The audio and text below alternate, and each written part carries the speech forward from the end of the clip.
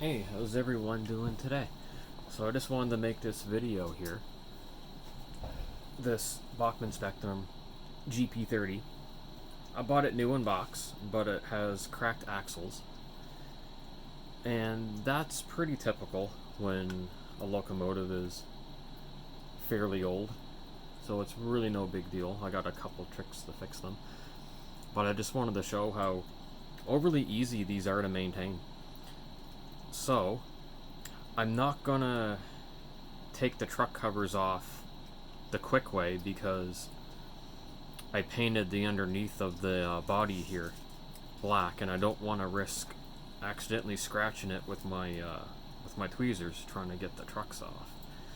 So I'm just gonna do it the longer way, which is not hard to do at all. So the first thing I'm gonna do is take the fuel tank screw off. I'm going to use a better size screwdriver. It's a bit of a long screwdriver, but it gets the job done. There, we'll take that screw out right there. And then we'll take the fuel tank out. It's in there pretty tight. There we go, that's out. And we got two body mount screws there and there. And I will go ahead and undo those. And I really like it when locomotives have body mount screws. So this is a late 90s run of the Spectrum GP-30. The earlier runs, the body was not mounted to the chassis from screws, it was clipped in. So I prefer these later runs where they're actually screwed in. So I don't want to mix those two up. Alright, and the body will separate from any. In this particular one here, you don't need to undo the couplers. And just a little bit of jiggling, and the body will come right off. Just like that. Pretty simple. And there's the body. So as you can see, I put a bunch of paint here on the body black because it didn't come black from the factory, and it just looks a lot better that way. So I didn't want to risk scratching it, so that's why I did that like that. Now to remove the truck's assembly, it's pretty easy, and it's easy for adjusting too. If you want to adjust how much movement you have in your trucks. These old Spectrums, they have two little screws that you can undo, and then they will drop right out. So I'm going to need a different size screwdriver for that. Now normally you don't have to go this far to take the truck covers off, but I just don't want to scratch the body. Technically I could just lift them out from here, but I find it easier just to take them right off and access them. Alright, the screw is almost out. There, it should drop right out, just like that. Drops right out. And then I'll get the other one out here.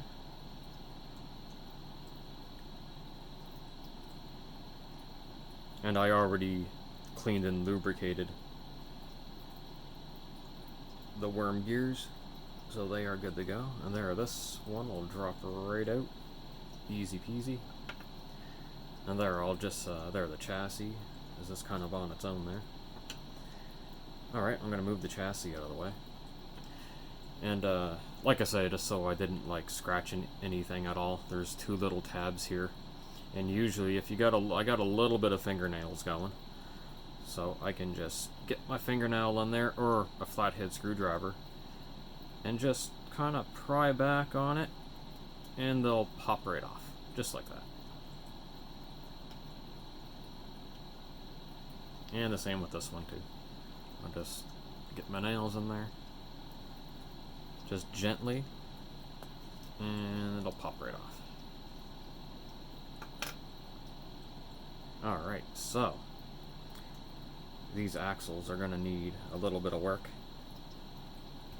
because they are cracked. I don't know if the camera is going to pick up the crack or not, but there is a crack there. Camera might not be able to see it. So it'll cause can cause clicky sounds when your axles are cracked. And if they're really, really bad, your locomotive's just not going to move at all. Alright, those ones are all out of there. I love how simple these are to work on. I'll get this axle out. Yeah, that one's cracked really bad. That one's cracked all the way through. So that is the worst one right there. And this one here looks to be okay. Yeah, that one there looks to be okay. So it looks like I got, this one here is cracked from side to side. This one's good. This one here is cracked on one side. This one here is fine, no cracks. So one cracked on one side and one cracked from side to side. So the one cracked from side to side is the definitely the worst one. And the internal gearing there in the gearbox, they're fine. They don't appear to be cracked at all. Those are good. So I'll put that aside. But yeah, so I'm gonna fix these two gears here, and if my fix doesn't work, then I got some extra ones I'm gonna use, but I'm gonna attempt to fix. And basically what I'm gonna do, I'm gonna take my soldering gun, and I'm gonna melt the cracks. And I've done this a few times, and it's always been successful. I haven't had any issues. And I also don't pull a lot of rolling stock either, so not a lot of stress goes on them. So for me, I know some people haven't had much success with it, but for me, I don't pull a lot of weight with them, so it always worked for me. And then once I can stop it, yeah, because you see how freely these wheels can move. So basically, when the gearbox gears hits the axle gear, it's going to split it apart more, which makes everything slip a lot worse, and then you get that clicking sound, you get that click, click, click, click, and it gets, you know, the faster you go, the faster the clicking sound gets. So that's where I'm at with this right now, and I'll get to work on fixing that, and then I'll have the locomotive all assembled back together, and it'll definitely be good to go. So this is pretty cool. So I'm gonna pause the video, and then I'll get the video going again once I'm ready to assemble the locomotive back together.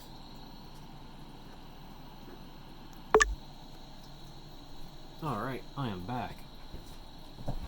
So that went pretty good.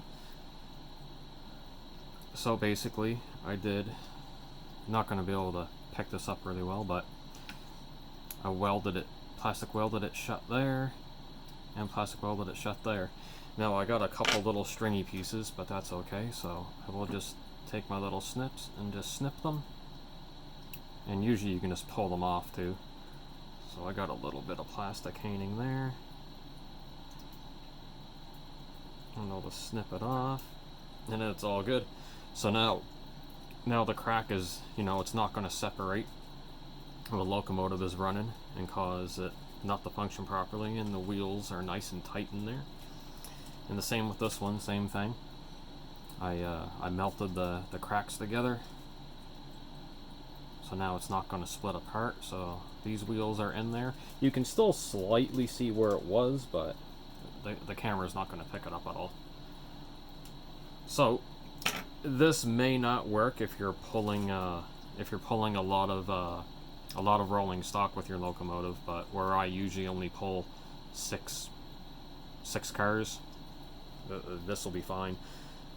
And if you have an old enough locomotive where you just can't get replacement gears anymore, what some people in the hobby have done, and it works and it's pretty permanent, is you just you JB weld. You put a little bit of JB weld on the ends of the wheels and stick them back in the gears, and they're not coming out after that. But that's worst case scenario kind of thing. You just can't find replacements. The locomotive's so old. You got one that's 50, 60, 70 years old. Then you could run into a problem like that, which of course is never fun. So yeah, so I'll just put these back in here, and it'll be good to go. All good to go. Oh yeah, I want to make sure the contacts there go on the inside of the wheel set, so we have electricity going to them. Don't want to mess those contacts up. Make sure they're on the inside and all is good. Excellent, those ones are good to go. And then we'll get these guys in here. Oh, looks like I got a little piece of debris on the grease of this one, so I'll just pick that out. There we go. Perfect. That worked excellent. Alright, let's get that. I'll make sure those contacts are gonna go on the inside. There we go, we're good on that end. And I'll get this end here. Make sure those contacts are on the inside. Wipers, I do believe, is the proper term for them, the wipers. Alright, they're in there. There, all the wipers are together properly. Now I'll just, I'll get some of the grease off my hands here. I don't need to re-grease them because there's already plenty of grease on the other axles, and it'll mush the grease over to the other ones. Alright, let's get the axle cover, or should I say the truck cover back on. And it just snaps, and it's great. I love how simple these are. Get this one back in here. Excellent. That one's good to go. Good to go. And then I'll just make sure the axles line up with the flywheels, so just basically see which way that's pointing and just adjust the axles as so, and then it should slide right back in. Pretty easy to do. That'll slide back in there like that.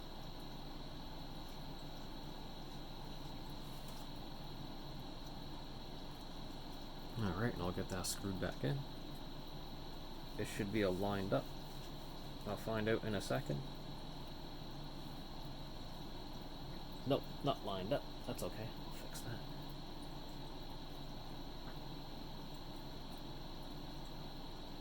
There. Now it should be.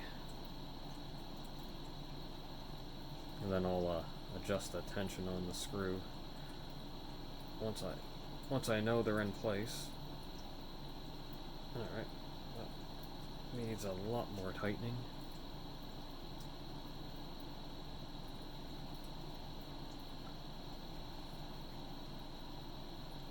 Alright, it's in there. It's a little tight at the moment, but that's okay. I can adjust it in a minute. And we'll get this one back here in there. Just gonna, this one's already lined up with the flywheel.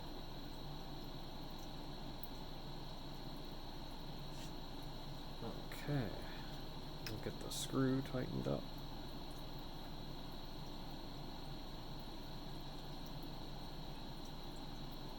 Alright, so they're a bit too tight, so the trucks aren't turning too freely, so I'm just going to back the screw off a little bit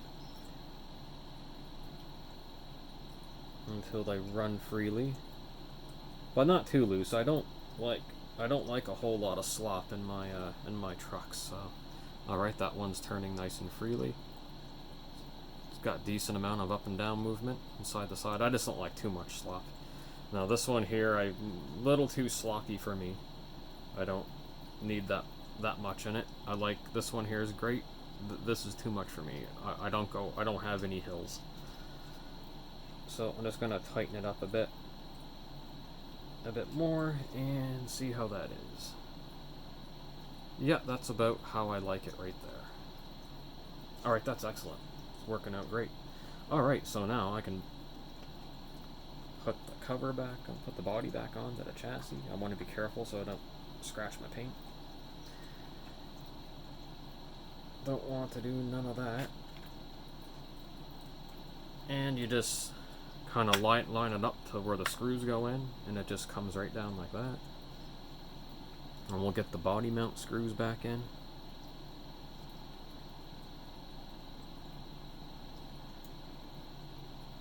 And there we go, I'll get one in here. Oh wait, I need my bigger screwdriver. That one's a little too small. And just, you don't want to put them in too tight because you'll end up, you could crack the mounts that they go in, and you don't want to do that. You don't want to crack the mounts for them.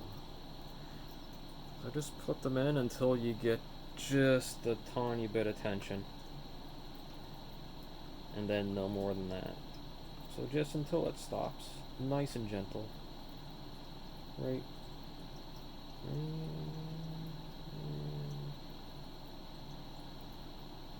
Almost. Right there. And I think this one needs a little more, not much though. And about... I think that should be good. I'll double check it.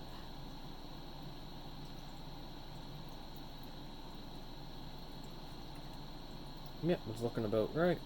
I'll just check again. I'll back it out a tad and see.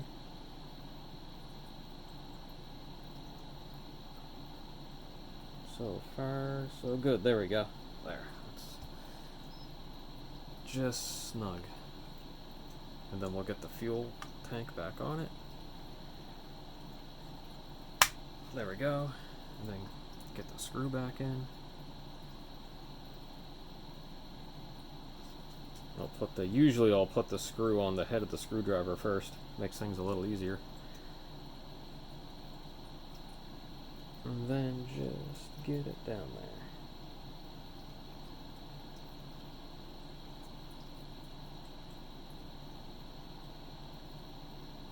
And that's good right there. There, that's perfect. There, everything's all back together. The locomotive, make sure everything's running freely. Yep, that's good. There. Easy peasy on these old Bachmann locomotives. There, it's ready to hit the rails. And I'll end this video for now. And everyone take care and have a great one. Like and subscribe if you wish. And I'll have another video going shortly.